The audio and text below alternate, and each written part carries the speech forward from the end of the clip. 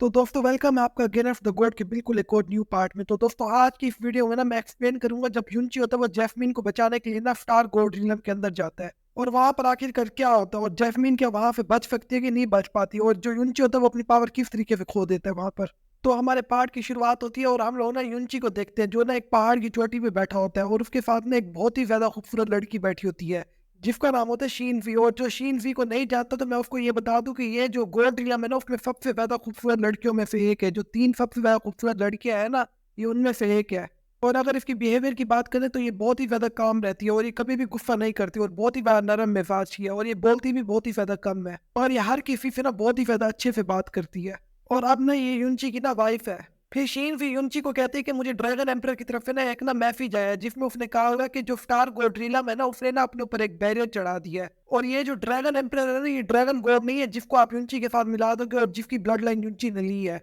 ये एक आम ड्रैगन एम्पर है और लेकिन इसकी जो पावर है ना वो पूरा जो गोल्ड रीलम है उसमें सबसे ज्यादा पावरफुल यही है। फिर शीन भी कहते हैं उन्होंने जो अपने ऊपर जो बैरियर चढ़ाया ना वो बहुत ही ज्यादा पावरफुल बैरियर है, उसका नाम है स्पिरिट बैरियर और इसको ना ड्रैगन एम्पर भी नहीं तोड़ सकता। ये सुन के जो युनची होता है वो बहुत ही ज्यादा शौक हो जाता है और वो कहता है कि ये क्यों उन्होंने चढ़ाया है। फिर शीन भी कहती है मुझे इसके बारे में कुछ पता तो नहीं है, कहते मगर वो जो बैरियर है ना उसको चढ़ाने के लिए ना यानी उसको जो बनाना है उसके लिए बहुत ही ज्यादा मेहनत होती है और उसके अंदर बहुत ही ज्यादा रिसोर्सेज खर्च होते हैं। तो कहता है कि जब स्टार गोल्ड ने अगर वो अपने ऊपर वो बैरियर चढ़ाया तो वो किसी छोटी बात से तो चढ़ाया नहीं है, जरूर कोई बहुत ही ज्यादा बड़ी वजह होगी। और कहते हैं कि मुझे लगता है कि जो स्टार गोल्ड रीलम है उसमें जरूर बहुत ही ज्यादा इंपॉर्टेंट चीज होगी जो स्टार गोल्ड रीलम का जो एम्परर है ना उसके लिए बहुत ही ज्यादा कीमती होगी। तो मैं आप लोगों को यहाँ पर ये बता दूं जो शीन फी है ना वो ना युनची से ना उम्र में बहुत ही ज्यादा बड़ी है, यहाँ तक कि जो पिछला जो ड्रैगन गोड था ना जो असल वाला ड्रैगन गोड था ये उसी की बेटी है और ये युनची से ना 2 बिलियन साल बड़ी है। और फिर जो युनची और जो शीन फीन होती है ना वो ना इस बारे में ना बात करना बंद कर देते हैं, लेकिन अचानक फिर जो युनची की जो रिंग होती है ना उसमें फिर एक लाइट निकलने लग जाती है। यह देखकर शीन फी कहती है मुझे लगता है कि जो तुम्हारी अंगूठी है ना इसमें जरूर एक स्पिरिट है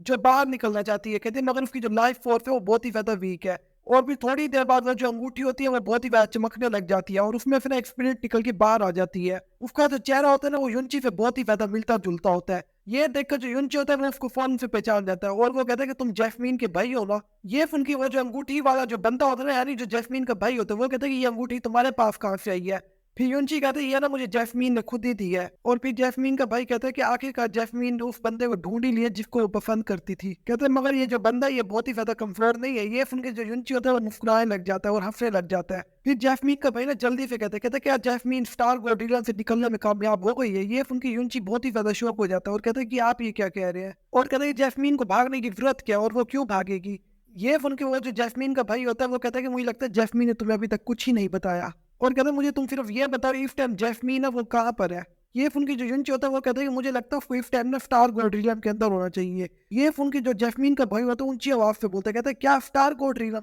और कहता है क्या तुम्हें पता है कि स्टार गोल्ड रिलम ने इन दिनों में कुछ अजीब हरकत की है। ये फोन की युनची कहता है कि हाँ उन्होंने एक बहुत ही ज्यादा अजीब हरकत की है। उन्होंने ना एक स्पिरिट बैरियर नाम की ना एक चीज चढ़ा दी अपने पूरे स्टार गोल्ड रिलम के ऊपर जिससे कोई भी उधर आ जा नहीं सकता। ये फोन की जो जैस्मीन के भाई की जो स्पिरिट होती है ना वो अपना जो पंच होता है उसको जोर से कफ के बंद कर लेती है और कहते हैं कि अब तक जैस्मीन वहां से क्यों नहीं भागी और अब तक वो वहां स्टार गोल्ड रिलम के अंदर क्यों नहीं निकली। और कहते हैं कि उसके बाद तो हेवन फ्लटर स्टार गोल्ड की ब्लड लाइन भी है, वो तो आराम से स्टार गोल्ड रिलम के अंदर निकल कर भाग सकती है। और कहते हैं अपने एंसिस्टर से गद्दारी करना और एक अच्छी लाइफ ना जीना कुर्बान होने से तो अच्छा ही है। ये उनकी जो युनची होता है उसकी पूरी बॉडी ना कांपने लग जाती है ऊपर से नीचे तक और जोर से चीख कर कहते क्या कहा तुमने। और कहते क्या सेक्रीफाइस की तुमने अभी बात की, किसका सेक्रीफाइस हो रहा है मुझे जल्दी बताओ किसका सेक्रीफाइस होने वाला है। और कहता है कि तुम्हारी आखिरकार इन बातों का मतलब क्या है। जो उसने कहा था ना वो बात समझने में तो बहुत ही ज्यादा आसान थी मगर जो युनची था उसको इन बातों पे यकीन नहीं आ रहा था। फिर जो जैस्मीन का भाई होता है वो युनची की तरफ देखने लग जाता है जिसकी आवाज और जो बॉडी होती है वो बहुत ही ज्यादा बुरे तरीके से कांप रही होती है और वो ये भी देख सकता था जो युनची उसको जैस्मीन की कितनी ज्यादा परवाह है। और फिर वो कहता है कि अगर तुम इतनी ज्यादा शौक से जानना चाहते हो तो आज मैं तुम्हें ना पूरी हकीकत बता ही देता हूँ। और फिर वो बताता है कि आज से कई साल पहले जब मैं जिंदा था ना तो मैं अपने फादर के कमरे में गया था तो मेरे जो फादर थे उन्होंने ना एक ना स्क्रोल था उसके ऊपर से ना फील हटा दी थी, कहते लेकिन उसको ना वहां से उठ के जाना पड़ गया था। कहते लेकिन जैसे ही वो गए थे ना तो पीछे फिर मैंने स्क्रोल को खोल के देख लिया और कहते कि उस स्क्रोल के ऊपर मुझे एक ऐसा मेथड मिला जिसको देखकर मैं बहुत ही ज्यादा शौक हो गया था। और कहते कि वो जो स्क्रोल था उस पर लिखा हुआ था अगर स्टार गोल्ड रियम के अंदर जितने भी जो एल्डर हैं जिनके पास स्टार गोल्ड की पावर है वो मिल के ना अपनी पावर किसी एक बंदे के अंदर ट्रांसफर करेंगे ना, और उसके साथ ना वो जो बंदा होगा ना जिसके अंदर वो पावर ट्रांसफर की जा रही होगी, और उसका कोई रिलेटिव, ब्लड रिलेटिव, अगर कोई बच्चा हो या कोई पेरेंट्स हो या कोई भी हो ना जो ब्लड रिलेटिव हो,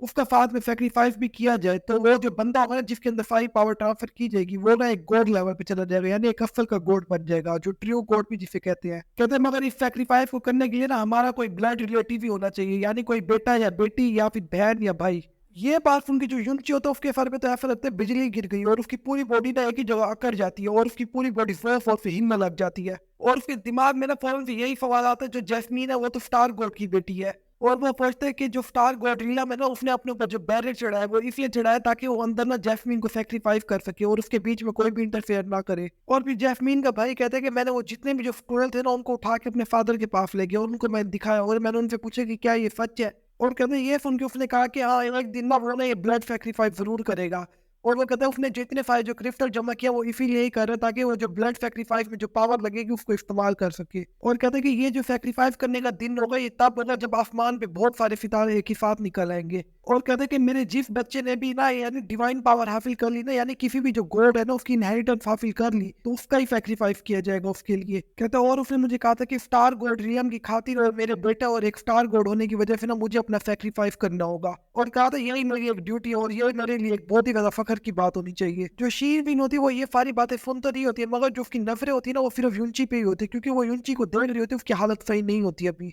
और फिर जो जैस्मीन का भाई होता है वो ऊंची ऊंची आवाज से हंसने लग जाता है और कहता है कि मैं ऐसे कैसे उन्हें दे सकता था। कहता है मैंने इस बात पे अमल नहीं किया और मैंने अपने बाप को साफ साफ मना कर दिया कि मैं सेक्रीफाइस नहीं होऊंगा। कहता है क्योंकि ये जो तरीका ये बहुत ही ज्यादा फालिमाना है, यहाँ तक कि जो हमारा जो अहमद का जो लॉ है वो भी इसको एक्सेप्ट नहीं कर सकता, और यहाँ तक कि अगर ये बात बाहर फैल गई ना तो लोग भी हमें मारने के लिए आगे बढ़ेंगे। कहते हैं इतना फालिमाना तरीका तो है। और कहता है कि मैंने ऐसे ही किया, मैंने ना स्टार गोल्ड्रियम से ना वहां से बच के भाग गया, लेकिन कहता है कि मुझे उसके 2 महीने बाद ही पता चला जो जैस्मीन है ना उसने ना फ्लोटर स्टार गोल्ड की ना इनहेरिटेंस हासिल कर ली है। जिस तरह से कहता है मेरा जो दिल था बहुत ही ज्यादा टूट गया, और कहता है कि आखिरकार मुझे ना चाहते हुए भी स्टार गोल्ड्रियम के अंदर वापस आना पड़ गया। कहता है क्योंकि मुझे पता था अगर मैं वापस ना जाता ना तो मेरी जगह ना जैस्मीन को सेक्रीफाइस कर देते, इस तरह से मैं फिर अब उस वक्त का इंतजार ही कर सकता था जब मेरा सेक्रीफाइस होगा। कहते लेकिन किसे क्या पता था, मैं तो अपनी जान भी नहीं बचा पाया और मैं सेक्रीफाइस के दिन से ही पहले मारा गया। और कहते लेकिन मरने से पहले ना मैंने जैस्मीन को सब कुछ बता दिया था और मैंने उसको कहा था कि वो भी यहाँ स्टार गोल्ड्रियम से भाग जाए। कहते लेकिन मुझे क्या पता था जैस्मीन होगी वो यहाँ से नहीं भागेगी और वो यहीं पर ही रह जाएगी स्टार गोल्ड्रियम के अंदर। और कहते मुझे नहीं पता जैस्मीन वहां से क्यों नहीं भागी। कहते फ्लटर स्टार गोल्ड की जो इनहेरिटेंस है उसकी होते हुए वो आराम से वहां से बचकर भाग सकती थी। ये सुन के जो युनची होता है वो हल्की सी आवाज में बोलता है और वो कहता है कि उसने भी वही चॉइस चुनी है जो तुमने चुनी थी आज से कई साल पहले। और फिर युनची कहते हैं क्या तुम जानते हो अब जो हेवन वुल्फ स्टार गोल्ड की जो इनहेरिटेंस है वो किसके पास है, और अपनी जो मुठ्ठियां होती है उनको कफ के जमा लेता है और कहता है कि वो इस टाइम केसी के पास है उसकी इनहेरिटेंस। ये सुन के जो जैस्मीन का भाई होता है वो पागलों की तरह हंसने लग जाता है और अपनी मुठ्ठियों को ना जोर से कफ के बांध लेता है, और कहता है कि स्टार गोल्ड्रियम की हिस्ट्री में कभी ऐसा नहीं हुआ कि किसी 2 स्टार गोल्ड ने ना इकट्ठे ही ना 2 इनहेरिटेंस हासिल की हो। कहता है लेकिन इस बार तो 3 ने हासिल कर ली है और हम तीनों बहन भाई है आपस में। और कहते हैं ये सब भी अब भी होना था जब मेरा कमीना बाप ही ऐसी हरकतें करने पे तुल्ला है कि वो अपने खुद के बच्चों को ही मारना चाहता है। और कहते हैं किसी को भी नहीं पता कि वो जो ब्लड सेक्रीफाइस है कि वो असल है कि नकल है। ये उनकी जो युनची होते हैं वो कामती आवाज में बोलते कहते क्या कोई तरीका है कि मैं जैस्मीन और केफी को वहां से बचा के ले आऊं, क्योंकि जो इस टाइम केफी होती है वो युनची की बीवी बन चुकी होती है पहले, और जैस्मीन ने उसकी पहले ही शादी करवा दी होती है युनची से।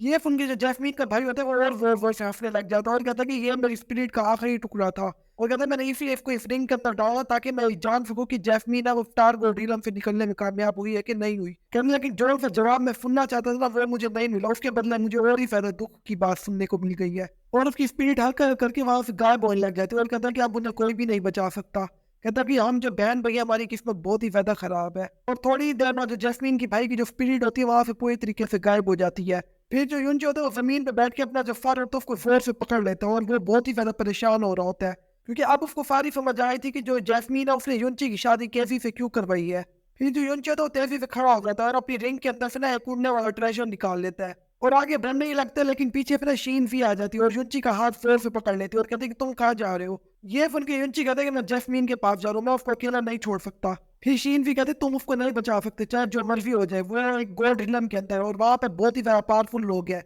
वो तुम्हें अपनी एक उंगली से ही मार देंगी। ये सुन के युनची कहता है मुझे इससे कोई भी फर्क नहीं पड़ता, मैं आपको ऐसे नहीं मरने दे सकता। और वो अपना हाथ शीन फी छुड़वा के आगे जाने लगता है, मगर जो शीन फी होती है अपनी ना एक पावर निकालती है और युनची को ना वहीं पे बांध देती है, क्योंकि जो शीन फी होती है वो युनची से कई गुना ज्यादा पावरफुल होती है, लेकिन वो युनची को वहां पे नहीं जाने दे रही होती। ये देख के युनची कहते हैं कि मुझे जाने दो, मगर जो शीन फी होती है वो कहते हैं कि कोई भी फायदा नहीं है, मैं तुम्हें आज यहाँ से किसी सूरत में नहीं जाने दूंगी। और यहीं पर हमारा ये वाला पार्ट खत्म हो जाता है। अगर आप इसका पार्ट 2 देखना चाहते हो फिर जल्द से जल्द कमेंट करो। मैं मिलता हूँ आपसे कोई बिल्कुल न्यू वीडियो में, तब तक के लिए आप लोग अपना ख्याल रखना।